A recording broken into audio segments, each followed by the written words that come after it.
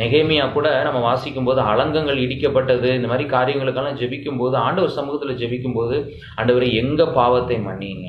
இன்னைக்குமே நாம் செய்ய வேண்டியது நம்ம தேசத்துக்காக, நம்ம நண்பர்களுக்காக, ஆண்டவரே எங்க குற்றத்தை மன்னிங்க, எங்க தேசத்தினுடைய பாவத்தை மன்னிங்க, எங்க அதிகாரிகளுடைய பாவத்தை மன்னிங்க.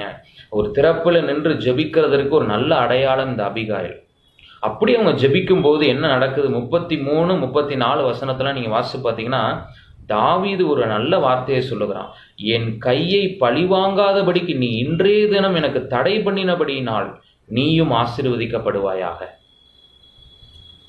தாவீதினுடைய கரம் விரோதமாய் வராதபடிக்கு இவங்க போய் திறப்பில் நிற்கிறாங்க. இன்னைக்கு ஆண்டவருடைய கரம் தேசத்தின் மேல உக்கிர கோபம் ஊற்றப்படாதபடிக்கு திறப்பில் நின்று ஜெபிக்கிறவர்கள் ஆண்டவருக்கு தேவை. ஏன்னா அப்படிப்பட்டவர்கள் என்ன பண்ண முடியும்னா தேசத்துக்கு ஆசீர்வாதத்தை கொண்டு வர முடியும். அது மாத்திரமல்ல, அப்படிப்பட்டவருடைய வாழ்க்கை